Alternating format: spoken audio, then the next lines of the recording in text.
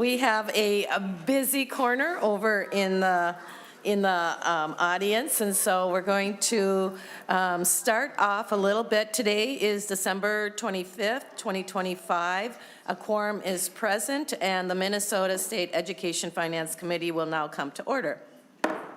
We will be hearing 5 bills this morning. We're going to be a little bit out of order from the agenda.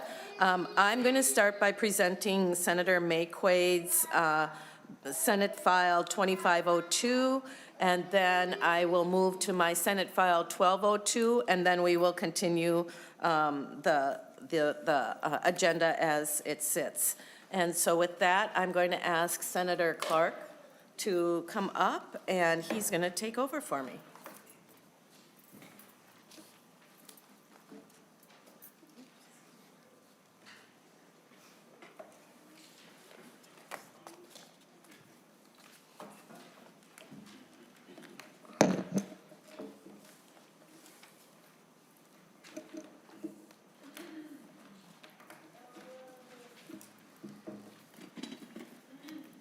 So as Chair Kunesh shared, we'll be hearing Senate File 2502. Chair Kunesh, welcome to your committee, and please move the Senate File 2502 before the committee, and our plan is to be laying over Senate File 2502. So moved, Mr. Chair. Thank you, Chair Kunesh. To your bill. All right. So before you today is Senate File 2502, which renews our investment in the Metro Deaf Schools Birth to 3 Early Learning Program. In 2023, Senator Maye Quade carried the bill that provided funding to the Metro Deaf School to carry out their program for deaf, blind, and hard of hearing children to access necessary early learning education services. Today, the bill requests a one-time funding totaling $3,000 for the biennium from the general fund to the Department of Education for a grant to the Metro Deaf School to continue carrying out this program. Compared to other requests that we've heard this year, this bill is a small investment towards reducing future special education costs by ensuring that babies born deaf or deafblind or hard of hearing have access from birth to sign language, a language necessary for their cognitive development. While there have been medical interventions for children born deaf, deafblind, or hard of hearing, there's no real certainty that these children are accessing spoken language in the same as a child born with full hearing might. Sign language remains the only way a family can guarantee that their deaf or hard of hearing child is immersed in a fully accessible language. Without this access, deaf, deafblind, and hard of hearing children are at risk for language deprivation, which can lead to cognitive damage, and that increases special education costs further along in their education. This appropriation of $300,000 towards the next biennium ensures that babies born deaf or hard hearing have accessible and essential language learning environments. And so with that, we will turn the time over to our testifiers. Thank you, Chair Kunesh. Testifiers, if you'll begin to come forward, I believe we have Dr. Susan Outlaw and then Sarah Klarstrom. Please introduce yourself to the committee and begin when you're ready.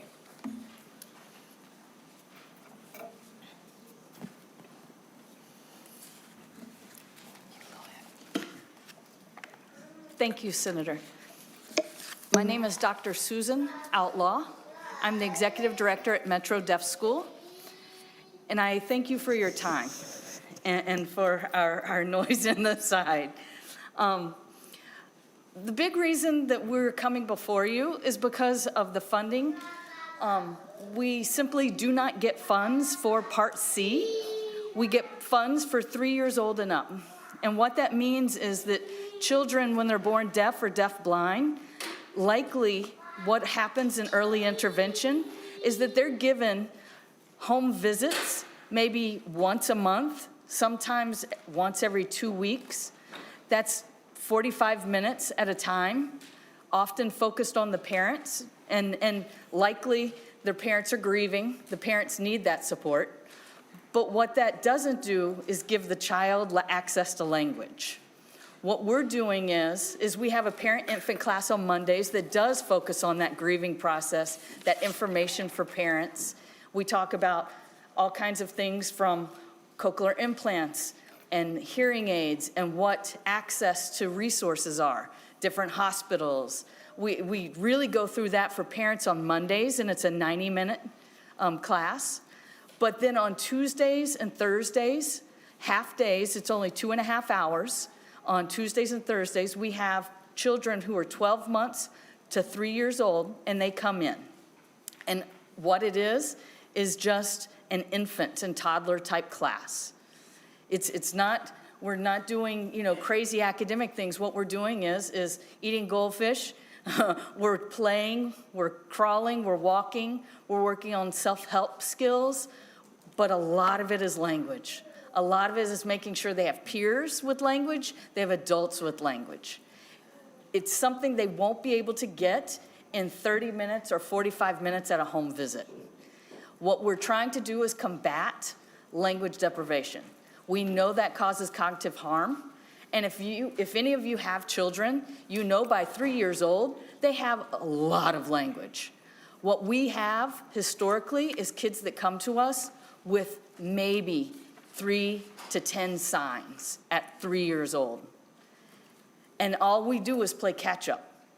And when we look at things like the READ Act, all the research shows in reading that language is the foundation for literacy. And so what we're doing is trying to invest in early language so we have that academic piece later on. We know that there's nothing wrong with deaf children other than they need an accessible language, and often the environment doesn't have accessible language. So we're just simply trying to provide that. We're not billing back anything for all day what MDS costs. It literally is 5 hours a week. That's all that we're looking at for these little guys. So, and we've often had wait lists. We have parents moving from out of state to our state trying to get their children into this program. So if you have questions, I'm more than happy to take them. Thank you, Dr. Outlaw. Sarah Klarstrom, please introduce yourself and begin your testimony. Good morning. Thank you for the time. Good morning, members of the Senate Education Finance Committee. My name is Sarah Klarstrom, and I'm a parent of a 4th grade daughter at Metro Deaf School, but I also serve on the MDS Board of Directors. I'm here today to testify in support of SF 2502. The funding tied to this bill would offer continuation of the current birth to 3-year programming, which supports Minnesota's tiniest deaf children and their families while providing access to American Sign Language, deaf culture, and connections to other families with young deaf kiddos. Approximately 90% of babies who are born deaf are actually born to hearing parents, and we were one of those families. Imagine the excitement that comes with welcoming a newborn to your family and then finding out that they passed their deaf test, which is really awesome for those kiddos, but when you and your partner are faced with that and you have no idea what that means, it's really terrifying. We had no idea where to start to learn ASL. We didn't know anything about the community or the culture and felt scared and just kind of lost, and that was really hard. We also felt incredibly motivated, though, to ensure that our daughter felt like she could belong in our family, even though we didn't know what that would actually look like when she was born. We learned about Metro Deaf School in the first few weeks of becoming new parents to our deaf daughter through our own research, but we were disappointed to learn that we had to wait until she was 3 to start the programming.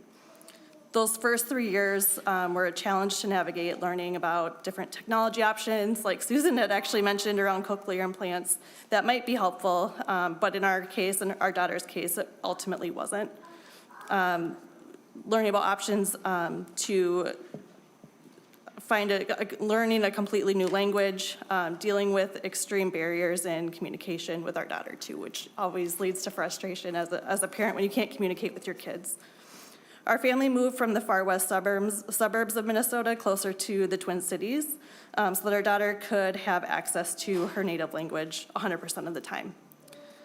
As we quickly learned that many of the early childhood programs supporting deaf kids in our previous hometown didn't provide access to ASL 100% of the time. It really was one time a month and really was focused on what we as parents can do in potentially fixing the hearing problem rather than coping with it and learning how to manage the communication and needs of our daughter.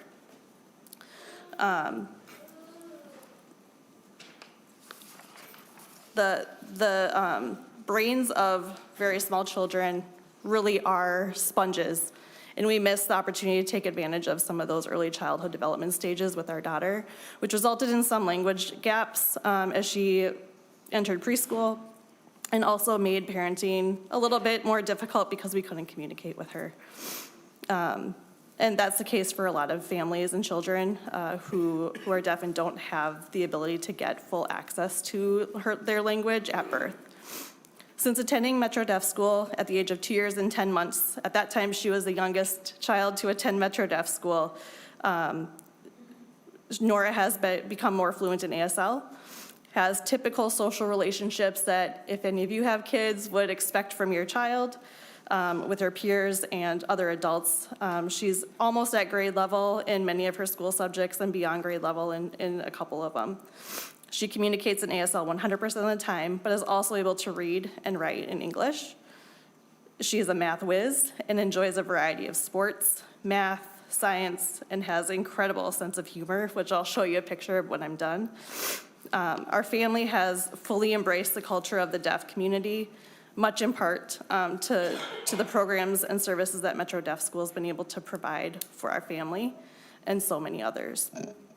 Please support this bill to help the families of the tiniest deaf children access their native language at birth so that they are able to be kindergarten ready, while also having access to an incredibly supportive community and similar family situations with incredible educators. So I asked my daughter, she's in 4th grade, she did not want to come because she didn't want to miss language arts today. She really loves going to school, but she asked me to show this picture, which does kind of highlight her sense of humor. So that is my daughter, Nora. We're very proud of her and appreciate your time this morning. Thank you. Thank you, Ms. Klarstrom, for sharing your story. My agenda shows that Barrett might be speaking, but I'm uncertain if that's true or not. Yes? She's coming, yep. All right.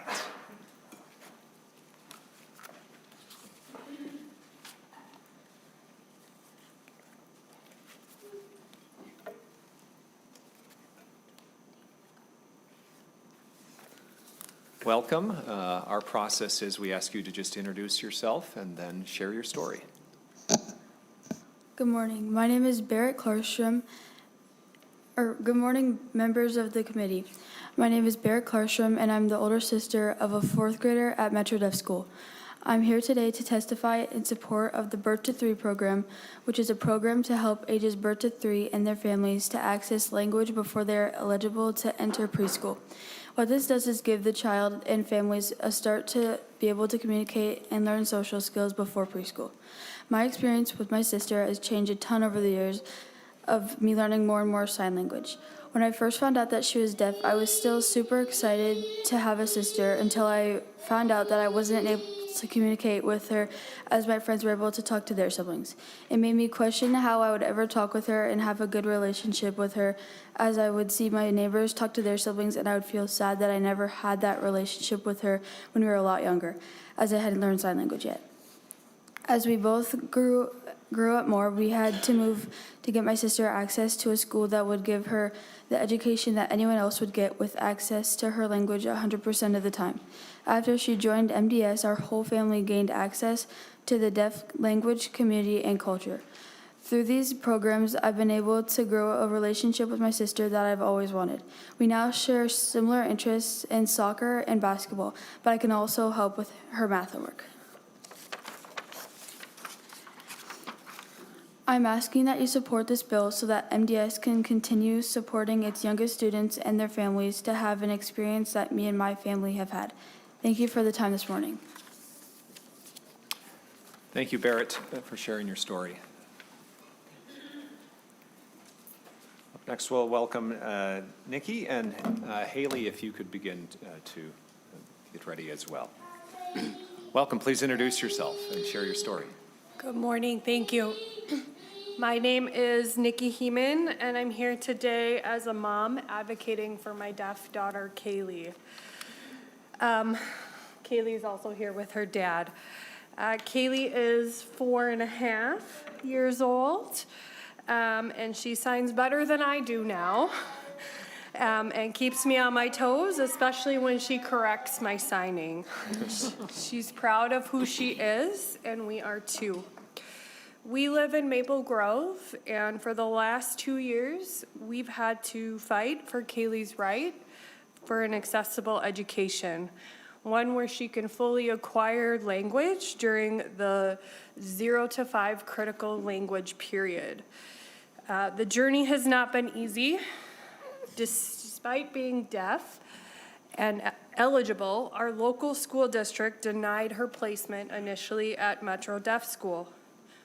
Over 90% of deaf and hard of hearing children are born to hearing parents like me, and odds are they also do not know sign language. I can tell you firsthand, it's incredibly hard to parent in a language that you do not know.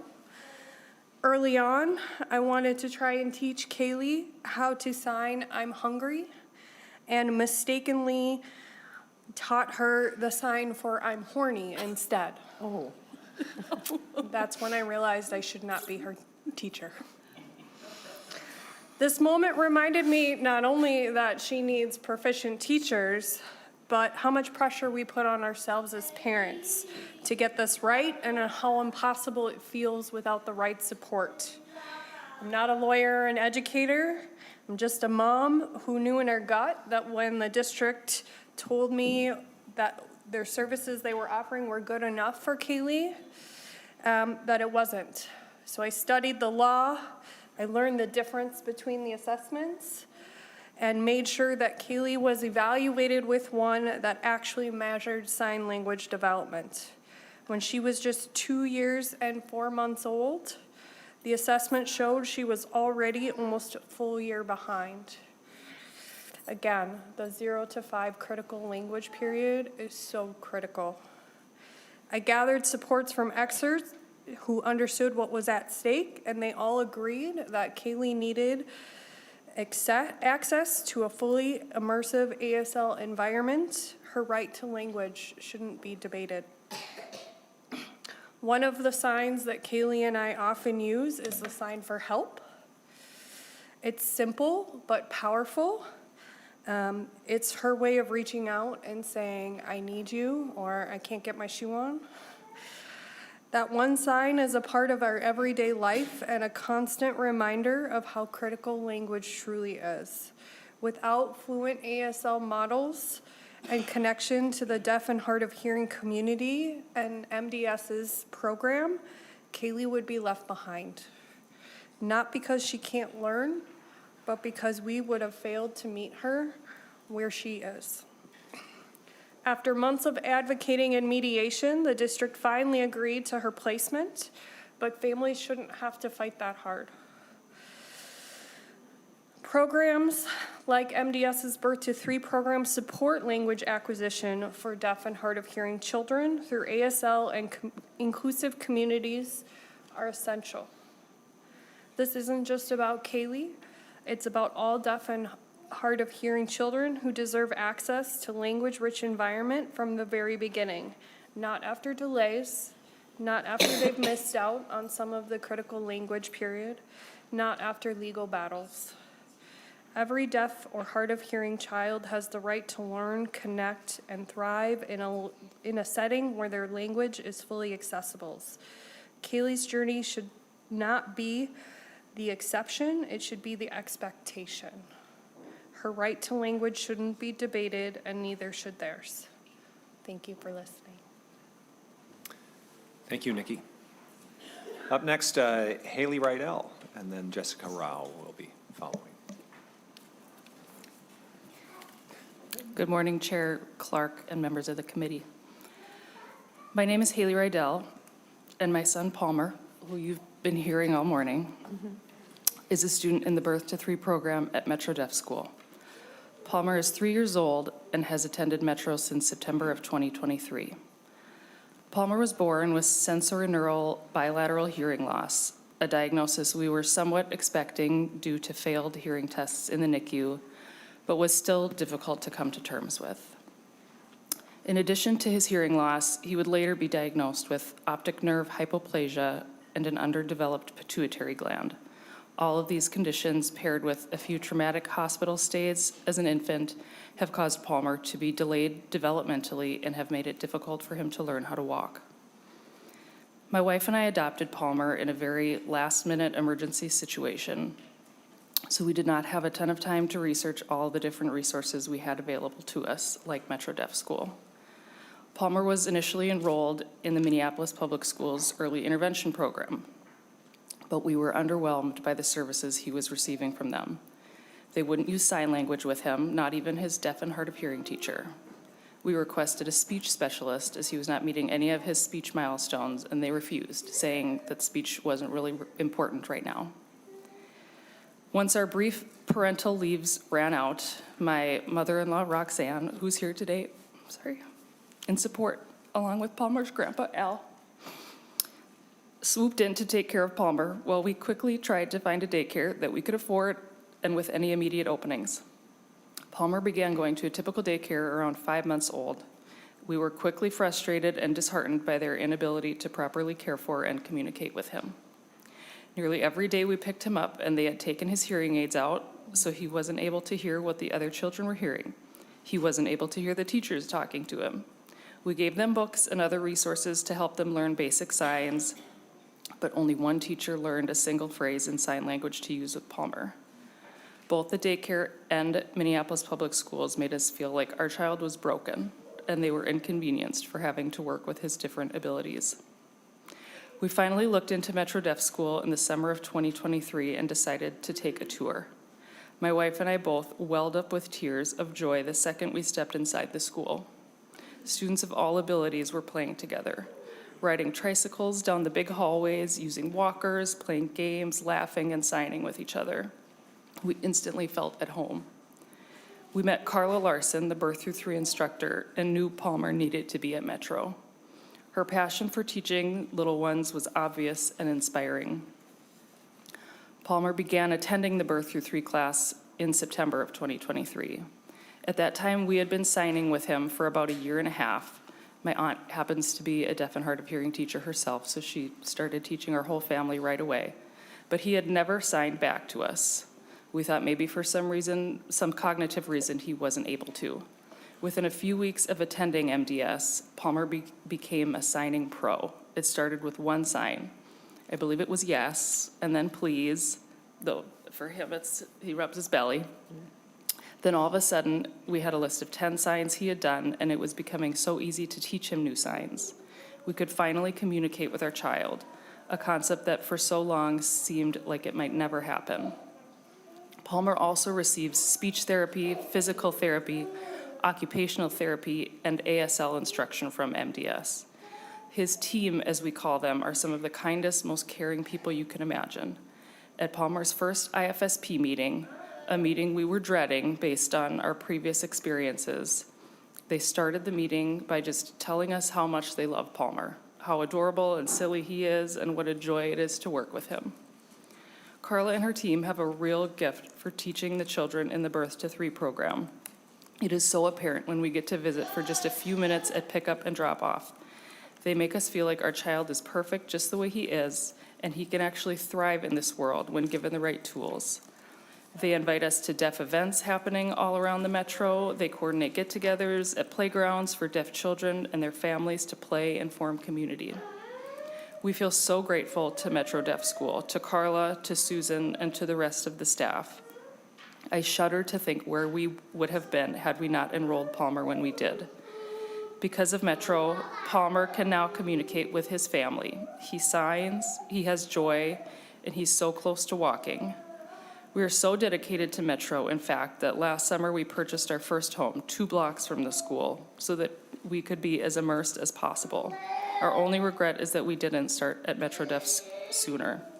This program is an absolute necessity in the community and in our lives. Thank you. Thank you, Haley, and thank you for your advocacy for Palmer. Up next, Jessica Rao. Welcome, Jessica. Please introduce yourself and share your story. Thank you, everyone. Thank you for having us today. My name is Jessica Rao, and I'm Palmer's other mom. Like Haley said, Palmer is 3 years old, and Palmer goes to Metro Deaf School and has been attending the Birth Through 3 program since he was one and a half year old. Before he was a part of the program, as you heard, he was enrolled in a standard special education track through the city we lived in and enrolled in daycare. When Palmer was born, we didn't know what, if any, kind of care he would need. We were just two excited parents ready to take on the world with our little bundle of love that chose us to be his moms. Before we left the hospital, we knew he had very little hearing and was going to need some assistance. Having family and friends in the deaf community, I wasn't fazed. I thought, okay, great, the deaf community is amazing. He's going to thrive. Our family started ASL classes immediately. As the months ticked away and we enrolled him in daycare and special education services, it was clear that he and we needed to be more immersed in the deaf community. We needed to be surrounded by teachers, parents, and students who knew deeply what Palmer's life was like and what our life as hearing parents was like. Palmer had more disabilities coming to the surface, so it was clear we really needed to find him a place that understood him as deaf plus and hard of hearing. Somewhere he could get therapies and be immersed in ASL. As we mentioned, Palmer was enrolled in daycare and special education through our school district. During this time, we were using ASL as much as we could at home, but away from home, his special education teacher didn't sign with him. At his daycare, only one educator took the initiative to learn a few signs. At daycare, he would sit for hours in the middle of the room and not engage with the other kids or teachers.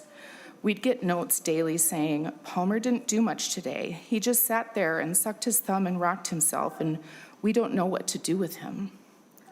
We'd have meetings with the daycare providers and share his medical updates and share some tips and tricks, try to teach them signs to use. They cared for him, but they didn't have the skills, specifically ASL, he needed them to have. We knew his lack of engagement was because he couldn't communicate with the other kids or educators, and they couldn't communicate with him. So he, a 1-year-old, shut down because the world was shut down to him. When he was at home, he was alive and happy and smiley. Home is filled with ASL, even if at that time he wasn't signing back at us. We knew he understood us. So the feeling we would get when we would pick him up from daycare and he would just be sitting there in the middle of the room was heartbreaking. We desperately wanted a better situation for him. We scoured the internet for daycares that specialized in special needs or ASL and found nothing. There are a ton of second language daycares, which are amazing, but it was so frustrating to look for care for the love of your life and not be able to find a place to help him. As I said, my wife and I have family and friends in the deaf and hard of hearing community, and seriously, we are so lucky. How many families are out there like ours and have no connection to the community? They either don't know how magical the community is, or they have to do some really hefty legwork, as you've heard, to find their people. You're already exhausted from being a parent. Layer on top of that being a parent of a child with multiple disabilities, trying to work and keep up a house and find proper care for your super special kid. We parents are warriors. So luckily, our people pointed us to Metro Deaf. And when we found them, talked to them, and toured the school, we sobbed tears of relief, tears of joy, tears of hope for Palmer. Every single person in the school understands our sweet kid like no one ever could in any of the places he was before. Every single person in the school understands our journey as parents. We're connected with parents just like us. Palmer is meeting friends just like him. And it took Palmer 1 week of being at Metro, and he came back signing to us. He's busy at Metro. He plays with the toys. He makes noise, as you've heard, and he communicates with his teachers. More crackers, he would keep saying. Metro Def's Birth Through 3 program was life-changing for him and for our whole family. As soon as we get to the school, a huge smile comes across his face, and he loves going to school.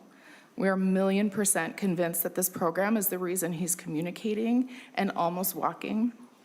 They show him so much love, patience, and enthusiasm, and they see him.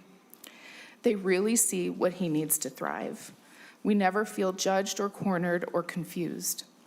Metro has made us feel calm and confident that he is going to be supported in this community. This program needs more funding so kids can find themselves and thrive, and so more parents and families can feel the relief and excitement when your once silent, special little love finally looks at you and tells you exactly what they need. Thank you. Thank you, Ms. Rao. Chantel Johnson, if you could come forward, and then we followed by Tiffany Gum. Ms. Johnson, if you could introduce yourself and then share your story. Good morning, committee. Thank you. My name is Chantel Johnson. I am a parent to this handsome little guy, Bryson Johnson, who is a student at Metro Deaf School. It's helpful to know that we were also a family that has 2 hearing children, and he is our last and youngest child, who we found out at about 2 months. He had bilateral sensorineural hearing loss, and would require the assistance of a system we had never been in before. My husband and I kind of got panicked, kind of got frantic because we didn't know who to ask and who to talk to because we don't have anybody or anyone connected to the deaf community, deaf and hard of hearing community. We did seek out support through our local school district. And that took some navigating because we didn't know what questions to ask. Do you want to say hi? There you go. We didn't know what questions to ask, who to turn to. The advice that we were getting from medical professionals didn't quite help us understand like how we're going to support our hard of hearing child with language development, social emotional learning. So we went with the district placement. To have an early childhood special education teacher come to our house once a month at best, who knew sign, but we didn't. She offered really helpful suggestions, but it just wasn't enough. By the time our son was about 9 months old, we noticed that he couldn't speak really at all. He could barely mumble, couldn't communicate. We didn't know sign yet, so we were trying to figure out ways to communicate in effective and meaningful ways, and that wasn't working. We were also concerned that his hearing loss was going to progressively get worse due to a blockage in his ear that we didn't know about until he was about 15 months, which he then had to have surgery to put tubes in. And after that procedure, we learned, okay, his hearing loss didn't get progressively worse, but he couldn't hardly speak. And that's when my husband and I decided that we needed to consider exploring the option of ASL, because had his hearing got progressively worse, we wanted to make sure he always had access to language learning and to be able to make meaningful connections with other people, including our family. And that is where MDS came in. We didn't know much about it. We decided to take a leap of faith because it's 35 miles from our house, but we wanted to make sure our son had the best education. We even had him in a center, we even had him in a daycare before that did not have access to ASL. And similar to Palmer's story, Bryson was left to be by himself. And he had an older sibling at that same childcare, and it didn't make a lick of difference. He was quiet, he was alone, he couldn't speak, he wasn't having his needs met. So anyway, we went to tour Metro Deaf School, and that changed our lives immeasurably. We walked into the school, and I'd never seen my son light up so quickly. I'd never seen people who were able to get down on his level and sign to him, and he was able to communicate immediately. My husband and I had never seen that in the 16 months he was alive. And it's not just about this school, it's about the people in the school, it's about the organization, it's about the inclusivity. This school was designed for my kid and kids like my kid. And I hope that we can continue to spread the opportunity for other parents to have access to this, because I went from hearing 3 to 5 words from my son, and now he can sign about 70 and speak about 40 or 50, and he's only been at MDS since the fall of 2024. It's an excellent program. They're very welcoming. This is something everybody should have access to. And even in the 5 hours a week that he spends there, that has been the most robust, but the most intentional time that has been spent with my son in an education setting that my family wants to continue to make sure he and others like him have access to that. Thank you. Thank you, Ms. Johnson. Can you say bye-bye? Bye-bye. Next is Tiffany Gum, and then she'll be followed by Alicia Lane. Tiffany, welcome to the committee. Please introduce yourself and begin your testimony.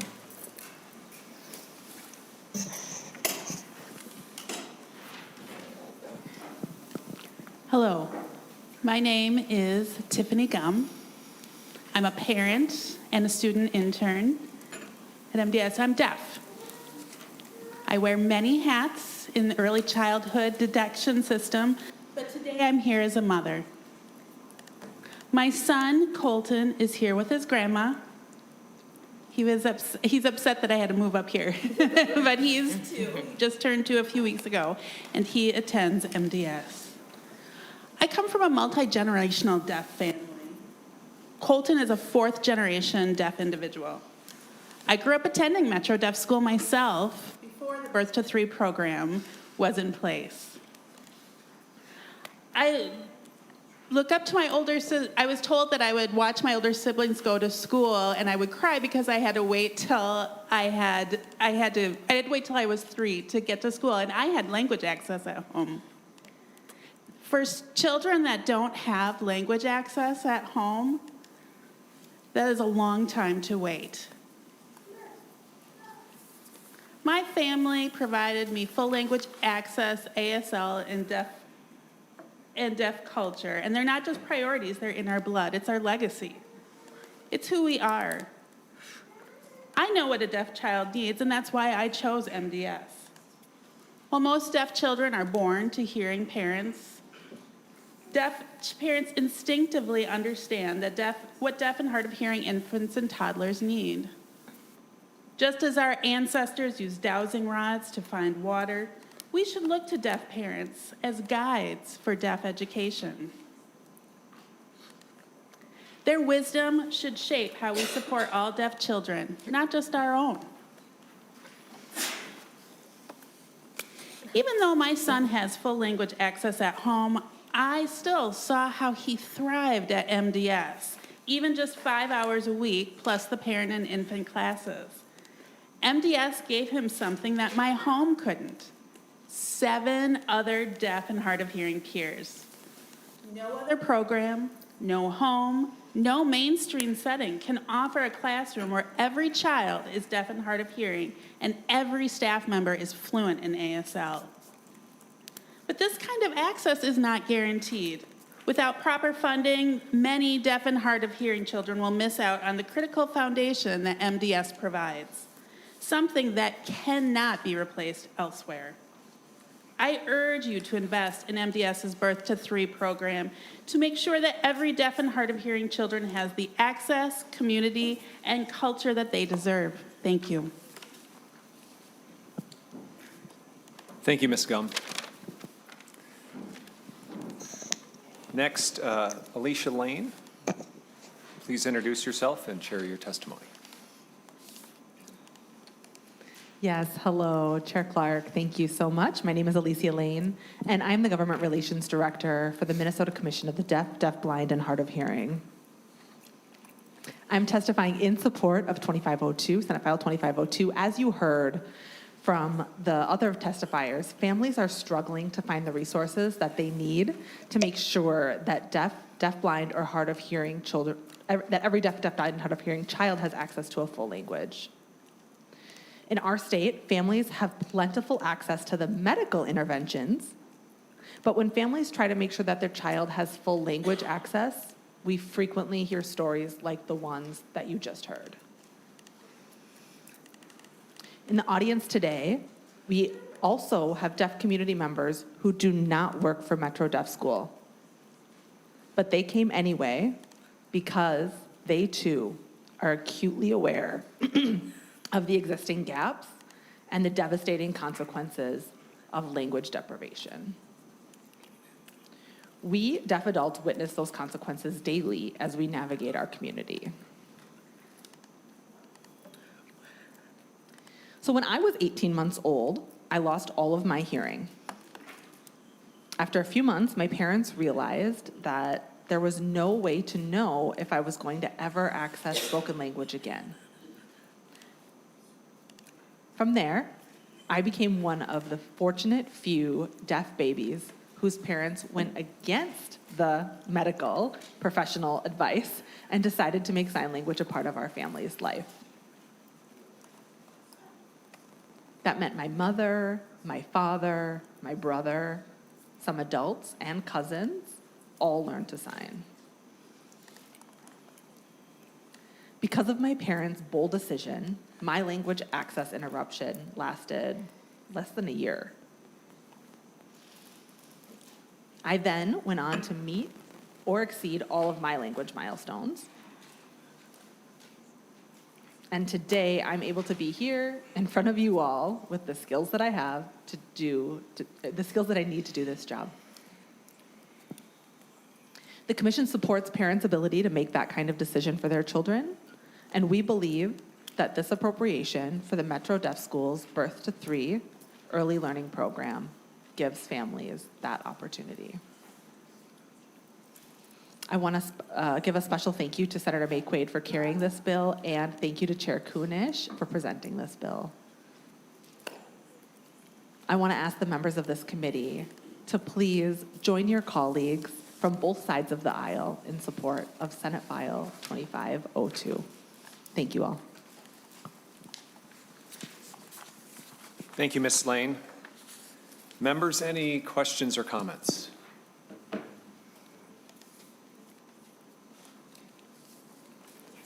Senator Westland.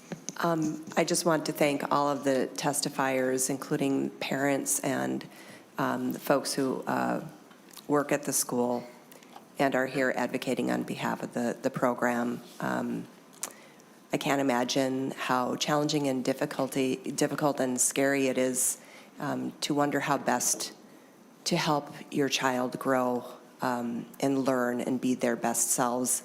This is a great program, and I thank you all for being here today. Senator Verbatim.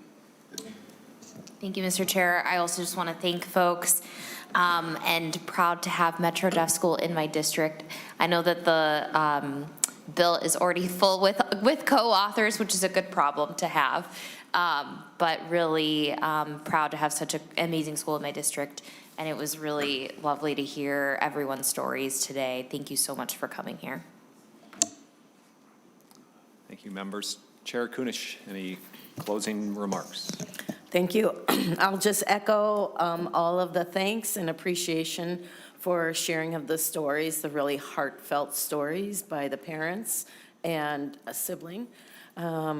We have had tours of the school a number of times as a committee, and perhaps we can put one together again after we're done here in session this year, because it is a really almost a life-changing experience to see the services, the community, the programming, the instructors, the children.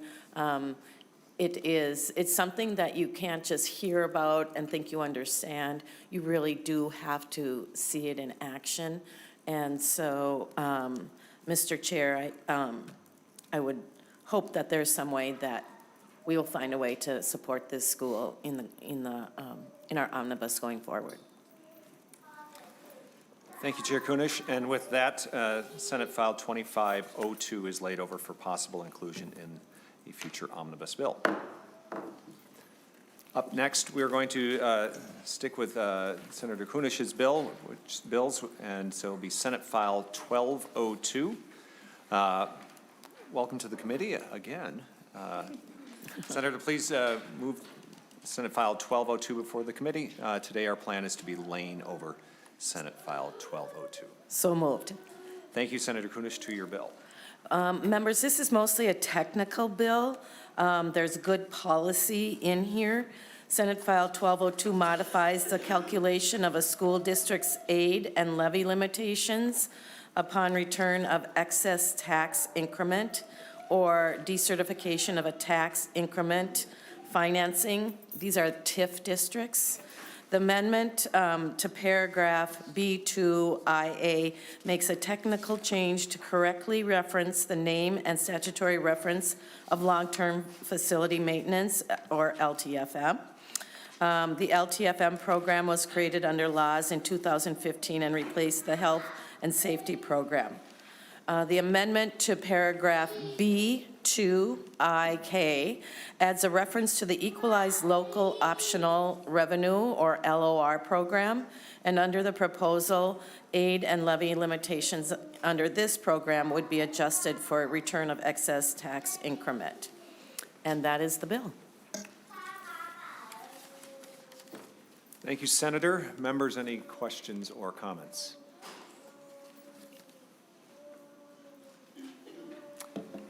Senator Kunesh, any closing remarks? Nope, just quick and easy. All right. Thank you, Senator. And with that, Senate File 1202 is laid over for possible inclusion in a future omnibus bill. Thank you so much.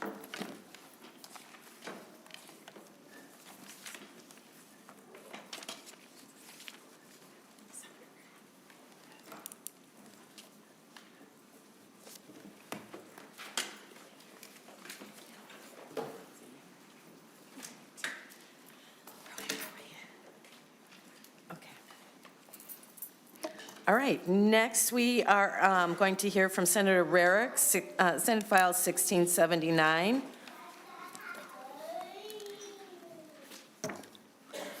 And when you are ready, Senator, if you'd like to move your bill. So moved, Madam Chair. Thank you. I understand, okay, there are some testifiers. Senator Rarick, would you like to speak to your bill? Thank you, Madam Chair. Members, Senate File 1679 is looking to do a simple fix in regards to allowing cooperative school districts to be able to use levy dollars to fund their ice arenas. It's just a technical glitch, in my opinion, in law right now. If a school district has ice arena strictly for their district, currently they can use levy dollars for maintenance and upkeep. But if they are a cooperative, 2 or 3 school districts combined to have one rink, they cannot combine to do the levy. Only one school district would be able to do that. And then you would disproportionately have one district funding the whole rink, and the other 2 communities would not be a part of that process. So this is just looking to allow them, to the cooperative, to be able to do that across all the districts so that they can equally share in the cost. And with that, I would turn it over to my testifiers. Thank you so much, Senator. I believe we have Dr. Michael Carey, Superintendent of the Cloquet Public School. And Dr. Carey, if you are there, if you'd like to turn on your camera. Oh, okay, you're on. Would you please introduce yourself for the committee, and you may begin. Right, thank you very much. I'd like to thank all the senators for taking this brief moment here, and we'll keep this short, and also thank Senator Rarick for putting this bill forward. Senator Dr. Michael Carey, Superintendent, Cloquet Public Schools. And as Senator Rarick said, I think this bill is really a fairly simple request. We know you have to deal with lots of difficult things, and this one is pretty minor. So currently, Minnesota state law allows an individual school district to be able to levy for excess costs of the operation of an ice arena. So essentially, you can only levy for the difference between what you spend and what you take in revenue. So an individual district can do that, but in our case, we share a cooperative with 2 other school districts, ESCO and Carleton. And so it doesn't allow for us to create essentially a collaborative agreement in how we're going to share those costs across our 3 districts. And really our intention is to just expand the legislation to allow for those cooperatives to work together so that we, if needed, can take advantage of that broader tax base to make sure that we're sharing those costs in a fair way across our school districts, and also to make sure that we can effectively meet the financial needs of operating an arena. Just really briefly, I'm sure as you can all appreciate, we're seeing student populations across rural Minnesota decline. And with that, in order to be able to maintain and continue the programming that we offer to our kids, we often have to collaborate with our neighbors to make sure that we can do that. Really, you're just giving us the authority in this request to be able to work effectively with our neighbors to make sure we can continue to support that programming that we've provided for many, many years. Thank you. Thank you, Superintendent. Members, are there any questions or comments on this?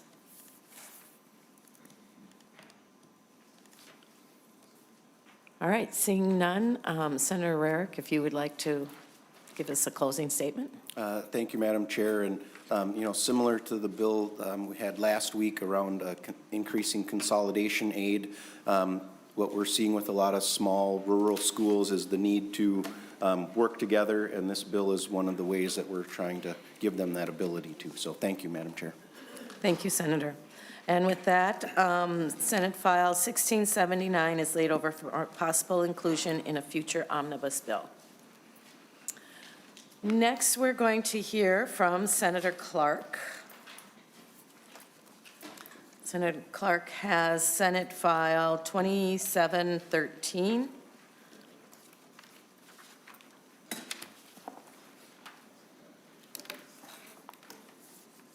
And Senator, I believe you have an A2 amendment. Would you please describe for us that amendment? Thank you, Chair Kunesh. Yes, I'll move the A2 amendment. The A2 amendment is a technical recommendation from the department to ensure that consolidated districts are included in the intent of this bill. Okay. Any questions or comments, members? No? All in favor of the A1 amendment, please say aye. Aye. Any opposed? Seeing none, the amendment is adopted. And Senator Clark, to your bill. Thank you, Chair Kunesh.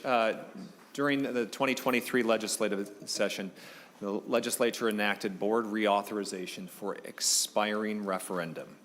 This bill would align the dates boards need to approve this by to align with current MDE processes. I was made aware of a consolidated school district that voted to reauthorize a referendum, but unfortunately wasn't covered by current law. So this bill is retroactive to cover that one consolidated district. Senate File 2713 would allow consolidated school districts the same reauthorization as non-consolidated districts. That's it. Lovely. Members, any questions? Senator Farnsworth. Thank you, Madam Chair. No, I don't have a question. I just want to thank you for, I think, my school district. Rock Ridge is the only school district, the only consolidated school district that was left out in that legislation. So thank you for bringing this amendment to correct that. All right. Any other comments? All right. Thank you very much. And any testifiers? No testifiers. Okay. Any closing remarks? Thank you, Chair Kunesh. This is a good, simple, straightforward bill that helps the schools that need it. All right. Well, thank you, Senator. And with that, Senate File 2713 is, as amended, is laid over for possible inclusion in a future omnibus bill. Members, we're just going to pause for a moment. We have one bill left. Senator Maye Quade has a second bill, and we're just going to take a minute to see if she's arrived, and if not, what our next plan is.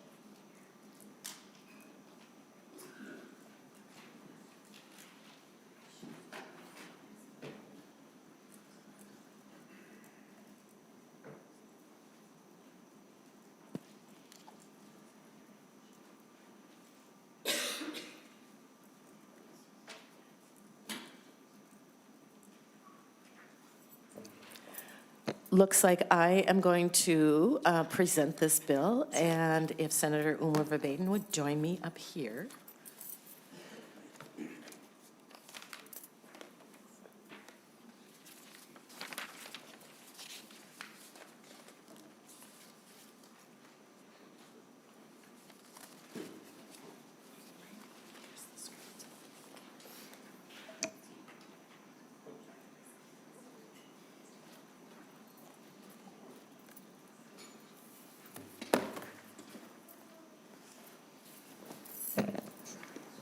All right, Senator Kunesh, we're hearing Senate File 2250. Would you like to move that before the committee? Thank you, Madam Chair. Yes, I would like Thank you. like to move this bill. Thank you. Yeah. Thank you, Senator Kunesh. And feel free to tell us about your bill. If you have testifiers, they can come forward. And then we'll move to committee discussion. Sounds good. So, thank heavens, I was a teacher and can quickly pivot. So we are hearing Senate File 2250, statutorily defining the term hours of instruction provides much needed clarity for districts as well as an easy to understand framework that they can use to innovate when developing their course of study. The term hours of instruction is currently used in 8 separate chapters of the state's education code, but is not explicitly defined anywhere. This has led to confusion among districts as to what is included within the term hours of instruction.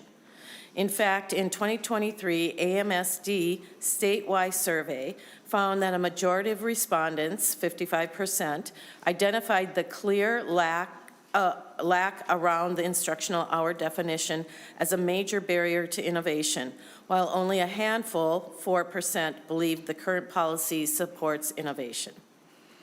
Since Minnesota statute delegates the responsibility to prescribe courses of study to local school boards, clearly defining hours of instruction sets appropriate parameters for districts seeking flexibility to provide innovative, relevant, and engaging courses for their students. Some examples include service learning experiences, project-based learning, internships, and community learning partnerships. Excitingly, under this definition, districts can also think differently about what types of experiences would count for hours of instructions, such as independent study or asynchronous community-based learning that takes place in evenings or over a weekend. These could be included alongside traditional course offering, all of which could be supervised by a qualified teacher and allow students to earn academic credit. To be clear, while Senate File 2250 allows for expanded flexibility for innovation, it also contains several protections around educational experience quality. First, it requires that all experiences allow students to earn academic credit. Second, it includes a provision that all experiences are supervised, coordinated, and verified by a qualified teacher as defined in statute. And third, it also does not allow for experiences to take place outside of the normal school year. This bill includes language clarifying the term pupil units used to determine funding and is not modified under this language. That is, the bill ensures that the district's per student funding remains consistent with current law, preventing unintended changes over what would normally be provided. This bill would not mandate a change in practice by any school or district. Districts who choose to continue with their current educational approach would not be penalized and would not be required to do anything differently. And it would, however, create a clear, statutorily protected framework for districts to use when creating new student-centered educational experiences. In summary, Senate File 2250 clearly defines instructional hours for secondary schools, statutorily protecting the flexibility districts need to provide more engaging student-centered learning opportunities for their students while ensuring quality of educational experiences. And that is my introduction, and we have a couple of testifiers. Thank you, Senator Kunesh. Whoever would like to go first, if you can just begin by introducing yourself to the committee and then proceed with your testimony. I think somebody's online. We have 2 people online. 2 online.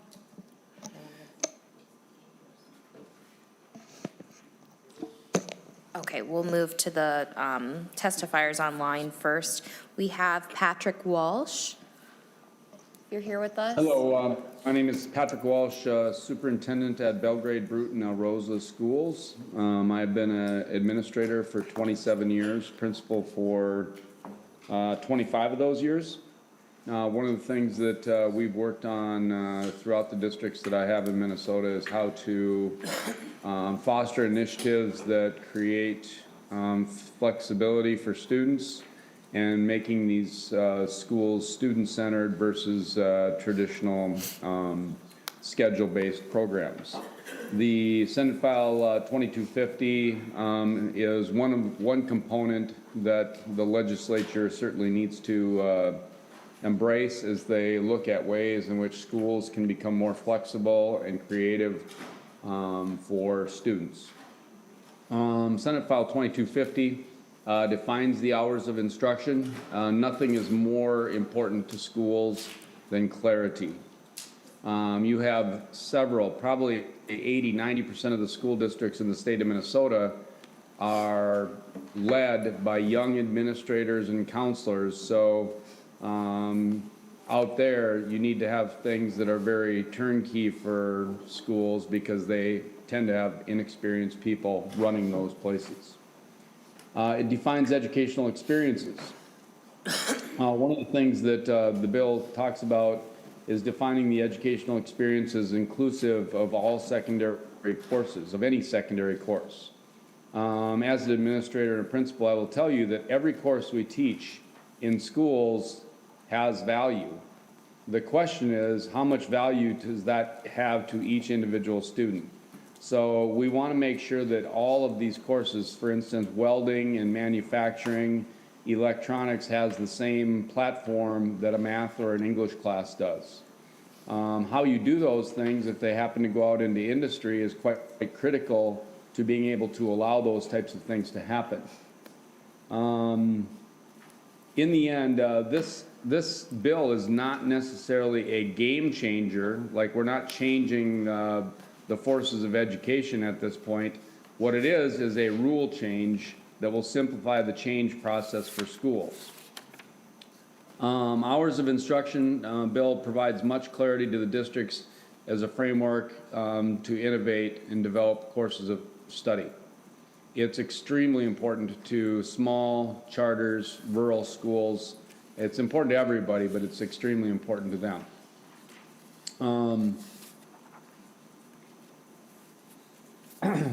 I would also recommend Representative Bakeford in the House talked about 3 words that we use as principles, and we have for a long time, and they're quite important.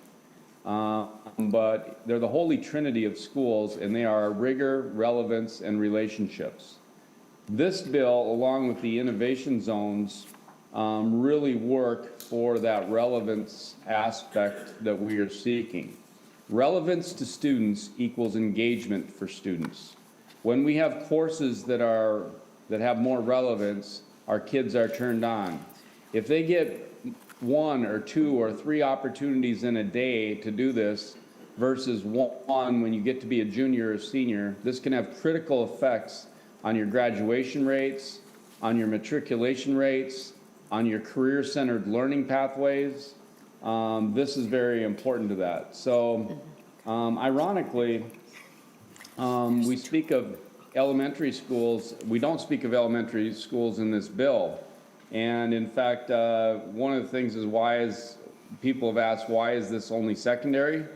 I think it's really ironic that kids start losing their interest in schools later in elementary and on into high school. You could make the argument that elementary schools are more relevant and more engaging for students than high schools. High schools need whatever we can to engage students by providing them relevant, career-centered learning opportunities. We talked about service learning, project-based learning, student-centered learning, personalized learning, pathways, whatever words you want to use. All of it comes down to how do we engineer our schools to be more engaging for high school students? This Senate file is something, it's a no-brainer in the sense that it does, along with the innovation zones, it accomplishes a lot of these things, and it doesn't have any cost. Thank you. Thank you. Would you like to move to your testifiers in person? Yes, please. Okay. Is there one more online?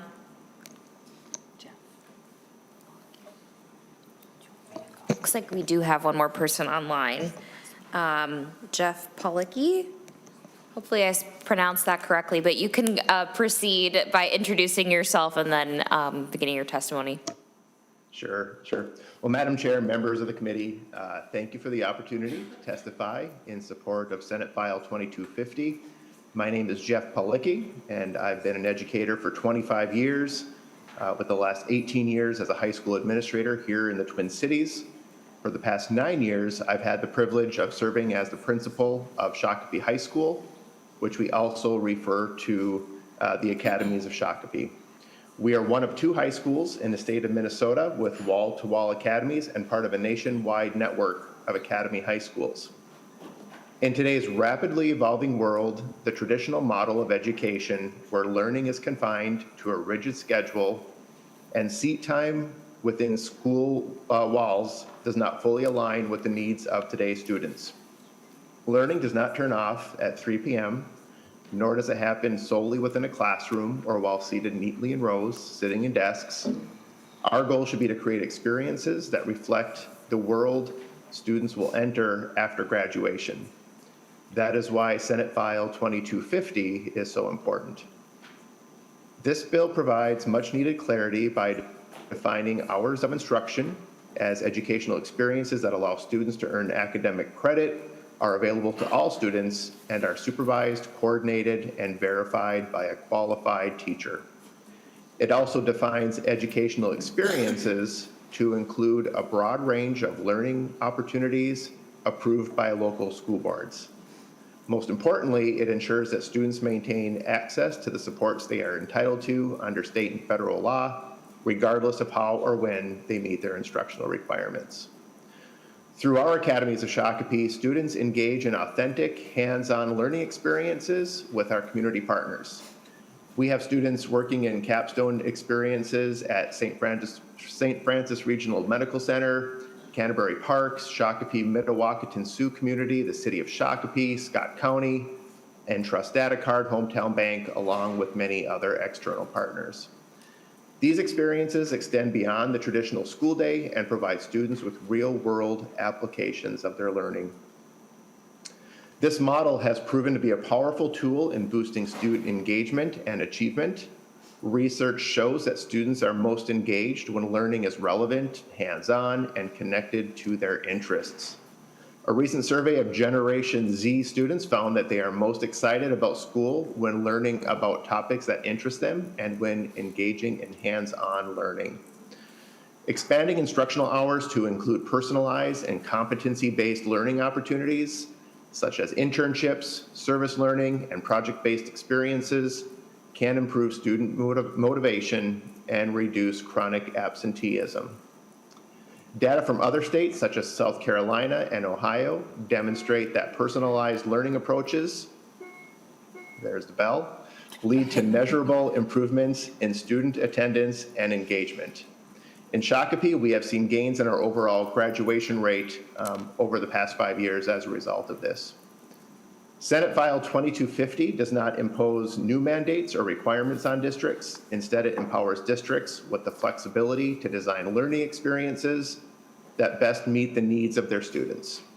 Schools that wish to continue with traditional models may do so, while those seeking to innovate will have a clear statutory framework to support their efforts. Furthermore, this bill maintains funding consistency by ensuring that pupil units remain unchanged, preventing unintended financial consequences for school districts, creating innovative, authentic learning experiences for students. It also establishes a process for periodic policy updates to ensure that state regulations do not inadvertently constrain innovative educational opportunities. By passing Senate File 2250, we can support Minnesota districts in expanding opportunities for students while maintaining quality, accountability, and access for all learners. Our hope is that this legislation will allow more schools to implement successful models like the one we have developed here in Shakopee, deepening student learning, expanding access, and preparing students for the realities of the modern workforce. I urge you to support this bill and help create a more flexible, engaging, and meaningful educational system for Minnesota students. Thank you for your time and consideration, and I'm happy to answer any questions anyone may have. Thank you for your testimony. Okay, now we're moving to the in-person testifiers. Whoever wants to start, just to begin by introducing yourself. Thank you, Chair Kunesh and committee members. My name is Renee Cornet, and I'm the superintendent at St. Anthony New Brighton Schools, and I'm here testifying on behalf of AMSD, my district, Engage Minnesota, MASA, you name the acronym, I'm here representing all of them in education. I appreciate the opportunity here to testify in support of Senate File 2250, Hours of Instruction. This change is going to empower student-centered learning. So before I kind of get into the meat of the bill, let's think about if anyone comes to visit any of you from out of state, do they want you to take them to Target or do they want you to take them to the Mall of America? You don't have to answer. But I'm thinking you're going to take them to the mall because if you take them to the mall, although Target's great, both are Minnesota-made things, but if you go to the mall, you can buy a dress, you can buy like exotic peanut butter, and you could go on a roller coaster. The options are endless. Is Target bad? No. But is Target limited? Yes. We don't want to contain student learning, just like the mall. So, as superintendent of schools, I get to have opportunities to talk to my kids all the time. My high school students share that they want to have agency in their schooling. And the only way right now for them to learn or to collect credits is if they sit in a desk from 8 to 3 in a row, as my colleague shared, and that's how they're going to get credit. And what I'm going to say is the early 1900s have called. They would like their school structure back. This is not appropriate for today. So, what does Senate File 2250 define? It defines instructional hours, which is not actually defined in the law. So, it's actually used 8 times in state's education code. For example, Minnesota statute section 128.41 establishes hours of instruction requirements for students in all grades. But it does not define the term anywhere else in the statute. This had led to confusion among our districts to what was actually included in hours of instruction. So what does Senate File 2250? It defines educational experiences. It defines it by what the school board, the local school board, can identify as a course of study. It also states that these experiences can happen outside of 8 to 3 in a row in a desk. It can happen outside of that regular school day or week. Senate File 2250 also ensures student protections. Any student who's engaging in any sort of learning are going to receive their state and federal supports. Some might be wondering, don't we already do this? Like, don't we have these innovation zones? Yeah, the answer is yes and no, right? The lack of definition in state statute creates inconsistencies for districts working with MDE at no one's fault. And furthermore, Senate File 2250 requires MDE to conduct audits to make sure that we are in line with what the state says to what we're doing in our district. So, in summary, Senate File 2250, it provides school districts with options, but it doesn't require any district to have to do anything. They don't have to change, but it provides an option for districts. Local school boards can determine what is best for their students. I want you to take really positive action on Senate File 2250. It's what our students need, and it's what they need for the 21st century. Thank you so much. Thank you. And our next testifier, you can begin by introducing yourself. Thank you. Thank you, Chair Kunesh, members of the committee. Thank you for allowing me to speak to you today. My name is Dr. Lucy Payne. With over 35 years of experience in education as a teacher, a professor, a school board member, and vice chair of PELSB, I have a strong understanding of Minnesota's education system, including the desire for creating student-centered learning environments. But today, I come to you as a parent advocate. My daughter was able to navigate our current school system structures and standards successfully, but my son had a vastly different experience. From a young age, I knew he would need an experience that was relevant and engaging. Although flexibility at the elementary school allowed his teachers and me to find solutions for his unique learning needs at that time, as he got older, he struggled to stay engaged. In high school, he took an amazing elective course entitled Event Broadcasting. He learned to program graphics and run the scoreboard in the gym. He learned how to produce and live stream professional recordings of live events, from sound mixing, video recording, directing, and final editing. The course required that most of this work and learning occur after school hours, and I could tell he felt he belonged and was really engaged during that time. Yet seek time requirements forced him to sit through redundant classroom hours, which was immensely frustrating. Impatient with this and other experiences, he left high school and earned his GED. If Senate File 2250 had been in place, his school day hours could have been better used and his outcome might have been different.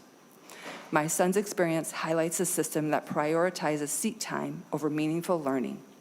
Educators, schools, and districts want to innovate and provide flexible, student-centered learning experiences for their learners, but they're often confused or hampered by the boundaries within which they operate. Senate File 2250 would provide the clarity schools need to thoughtfully expand how students engage in their learning. After serving as a local school board member, I better understand where tensions exist in the system from a governing standpoint, and I have been fortunate to work with many education organizations on finding potential solutions.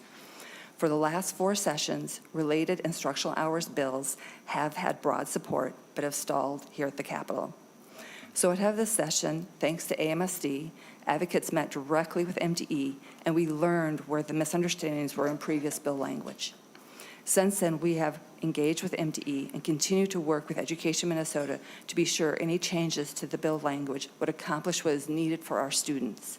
We refined the language to ensure clarity and effectiveness, though the bill's intent has continued to remain the same. Thank you again for having me here today. I'm happy to stay to answer questions. Thank you.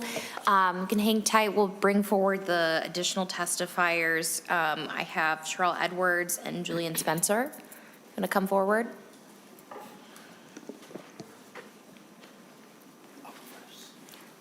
And just begin by introducing yourself to the committee. Sounds good. Just 1 second. Hello, Madam Chair and members of the committee. My name is Julian Spencer. I'm 21 and a proud graduate of North High School in North Minneapolis. I help lead a new initiative called Good Trouble, where we support many young people in the Twin Cities who have struggled to find motivation and purpose in conventional schooling, and who, like me, sometimes got into trouble outside of school. I'm here today because Senate File 2250 will remove a key barrier preventing schools from providing more motivating learning experiences. This bill would allow schools to count real-world learning, like internships and apprenticeships, as instructional time, keeping students engaged while maintaining academic integrity. I'm deeply committed to this bill and have spoken before in several committees to emphasize its importance, so you may have heard from me before. I'm here because I was very unmotivated and disengaged by my middle school and high school experience. Like a lot of other young people, I felt like schools were not for me. Too many young people in Minnesota are disengaging from school, in part because the old classroom textbook model fails to meet their need for real, purposeful work skills and experience they see as relevant to their future. I know firsthand how a lack of engaging learning options can push students away from school. As a 6th grader, I went from the classroom to the courtroom. I spent the next few years getting into trouble on the streets and in the justice system. Becoming a father at 16 sparked my desire to be a role model for my daughter and helped me find my purpose supporting other youth to avoid similar struggles. Many of my friends and classmates weren't so lucky. Right now, Minnesota's lack of a clear definition of instructional hours is a barrier preventing public schools from providing more flexible, real-world learning experiences that could keep students like me engaged and motivated. Senate File 2250 would clarify this definition, allowing schools to expand learning beyond the traditional classroom model while maintaining oversight and student protections. We know that when young people don't find purpose in school, they find it elsewhere, on the streets, in unhealthy online spaces, or disengaging from education altogether. We know that learning happens in many ways, not just through lectures or seat time. In places like North Minneapolis, young people are hungry for internships, apprenticeships, project-based learning, and other engaging learning experiences outside the classroom. Senate File 2250 would encourage districts and schools to use innovative ways of meeting student needs, motivate our learning, and prepare us for bright futures. Student disengagement is a crisis in Minnesota and across the country. The time to act is now, and Senate File 2250 is a major step forward. Thank you all for your support. Thank you for your testimony. And you may begin by introducing yourself. Good morning, Madam Chair and members of the committee. My name is Sherelle Edwards, and I'm a 17-year-old junior that attends Expiration High School located in North Minneapolis, where I was also born and raised. I am testifying on behalf of Senate File 2250, and I'm committed to this bill and have testified multiple times to various committees on its importance, so you also have heard from me before. Growing up, I was raised in a home where academic excellence was highly valued, which allowed my enthusiasm for knowledge to grow as I got older. However, I went from being an honor student in elementary and middle school to almost failing 9th grade. My academic needs were not being met, and over time I began to lose motivation and my love for learning. Frustrated with the lack of progress and seeking a better education, I transferred to Exploration High School, a public charter school that emphasizes personalized learning tailored to the needs of individual students. In this environment, I had a better relationship with my teachers and overall a better high school experience. Since then, I've been introduced to numerous opportunities that led me to discover my gift for advocating for youth, as well as my deep passion for it. One of the experiences that shaped me was a fellowship with The Uptake, a Minnesota-based nonprofit news organization. During my fellowship, I spent a lot of time at the Capitol. I learned how laws and policies are made, as well as how to be a journalist and create unbiased reports and events. I also developed skills in research, storytelling, and advocacy. My fellowship provided learning opportunities beyond the classroom and often outside of school hours, yet I still earned civics credit. Another credit earning opportunity I had was a 7-day visit to 4 different historically Black colleges and universities, also known as HBCUs. During the trip, I explored the rich history of the cities I visited and gained insight into the legacy of HBCUs, and I also had a chance to visit the National Museum of African American History and Culture, where I engage with stories and perspectives that are often absent from traditional classroom lessons. This experience was both eye-opening and impactful, and it took place outside of the regular school day and hours. These unique learning experiences helped me catch up on my credits and reignited my passion for learning.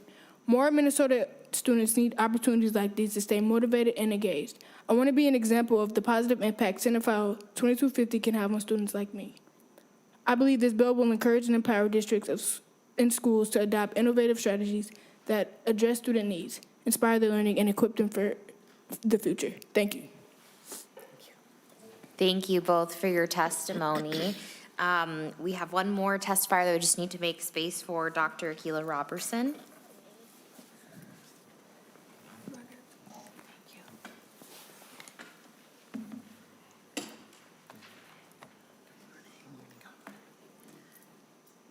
Thank you, Madam Chair and committee members. I am Dr. Akilah Robertson, Policy Director at Education Evolving, a nonprofit, nonpartisan organization that promotes transformational, student-centered designs for learning. Thank you for this opportunity to testify in support of Senate File 2250. The majority of you have already heard from Education Evolving and other committees about this subject, and we want to take this opportunity to reiterate a few key points for your consideration. Helen Buckley's poem, The Little Boy, is a fundamental component of the educational landscape. It meticulously recounts the narrative of a student whose creativity and imagination were temporarily suspended when he was instructed on how and what to produce. He was unable to dream and create independently when he reached a point in his educational journey where he was asked to do so. Rather, the student was restricted to the techniques and resources that were provided to him by his primary school teacher.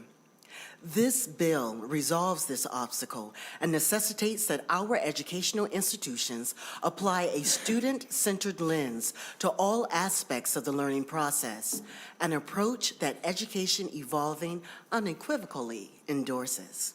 Flexibility in instructional hours offers relevant, real-world learning opportunities that engages students and helps to reduce absenteeism. Eleanor Roosevelt articulated it best when she shared, "Perhaps the older generation is often to blame with this cautious warning, take a job that will give you security, not adventure. But I say to the young, do not stop thinking of life as an adventure. You have no security unless you can live bravely, imaginatively, unless you can choose a challenge instead of a competence. I urge you to give our students this security and support Senate File 2250. Thank you for your time and consideration." Thank you all for the testimony. Members, are there any questions, comments? Senator Rarick? Thank you, Madam Chair. Not sure if this is for one of the superintendents or for one of the folks kind of that brought the bill forward. But I see in the language, this is to be supervised, coordinated, and verified by a qualified teacher. But is there going to be another process kind of that the school board will oversee, that the teacher will work with the principal, or will that be on a school-by-school basis? If somebody can answer how that process will work to approve the schedule or what they'll be doing. Absolutely. So currently, if a teacher would like... Just need to introduce you, Dr. Corneal. Sorry, I got real excited, didn't I? Go ahead. Thank you. Just like now, when a teacher would like to offer a course, maybe it's an elective, they go through the principal, and the principal maybe with an instructional team, and then they would offer that within the registration guide. In these situations, it would be the same way, and the board has a review in many of our districts of what is being registered for and what do those courses entail. So it would be a kind of developed and created out of the school and then approved and insured from the school board. Does that answer your question? Yep. Senator Rarick. Thank you, Madam Chair. Appreciate that answer. And I think one of the things is we hear folks who were testifying in favor of this. One of the things that I hope we are taking from that is, again, they're looking for flexibility. And I think many times a lot of the things, whether it's graduation requirements that we want to put in place, things like that, the more things that we put in as requirements for our schools to have to follow, the more difficult it becomes for them to have this flexibility to work with students to follow that course that they see as important. Again, I'll share the story again. When I was my first year in and on the Ag Committee, and FFA came in, and Humboldt High School came in with an Ag program, and we were kind of looking at them like, why does Humboldt High School have an FFA and an Ag program? And they're like, well, it's actually designed around their industrial technology programs. And two of their students said, as I sat in my history class or my English class, I saw no future. I was ready to drop out. But when I got into that automotive repair program, I saw a future. And they stayed in school, and because of that. And I think that's what we need to watch ourselves and what we're putting on our schools so that they can have that flexibility to work with students so that they see the importance of school and they stay there rather than being put into these very rigid guidelines of what they must do and where they lose their interest. So thank you. Thank you. Any other questions? Senator Farnsworth. Thank you, Madam Chair. And I wouldn't be doing my job on this committee if I didn't wage a little bit of a battle against Algebra 2. And so I just want to bring up that this is a good bill, and it accomplishes similar things to what I'm trying to do when I'm trying to get rid of this graduation requirement that makes every single kid take Algebra 2.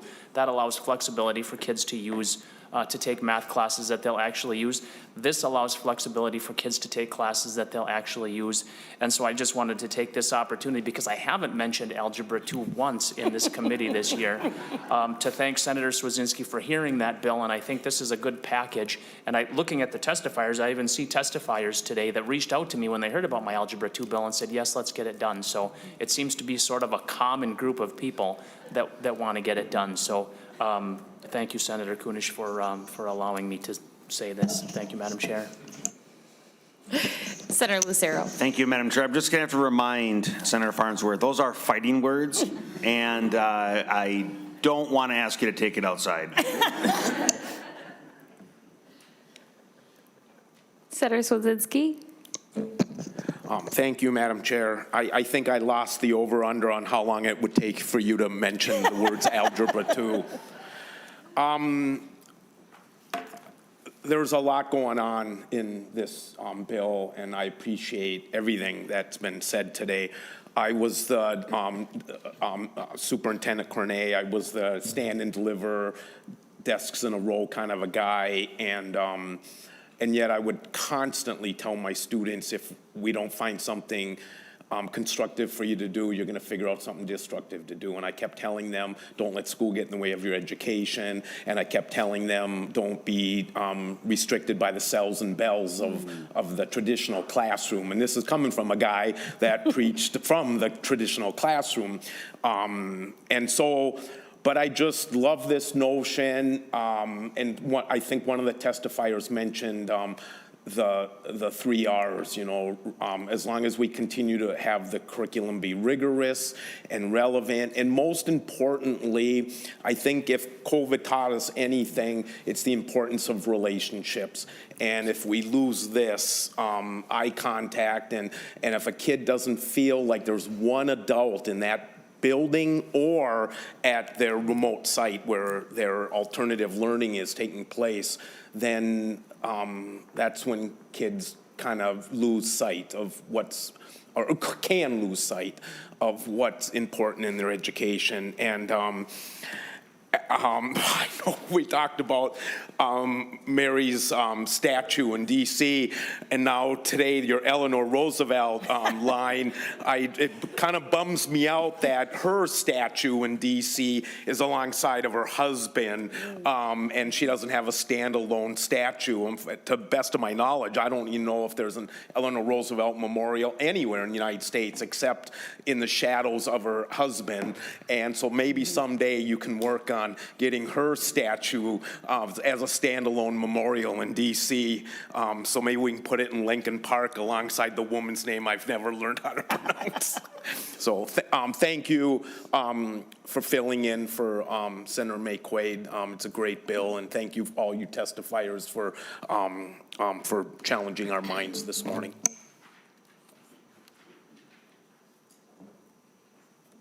All right. See any other questions? Any final comments, Senator Kunesh? Just want to say that I support this bill. As a teacher myself, I have seen and been a very big proponent of flexibility in learning opportunities for students.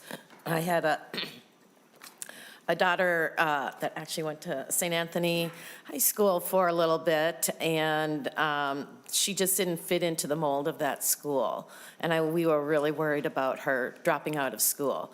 And luckily, we got her into a PSEO program that allowed her to really thrive in a different environment. And so while this isn't necessarily PSEO, as we think about it, I do think that had there been more flexibility allowed, she probably would have stayed in that high school, but it all turned out well.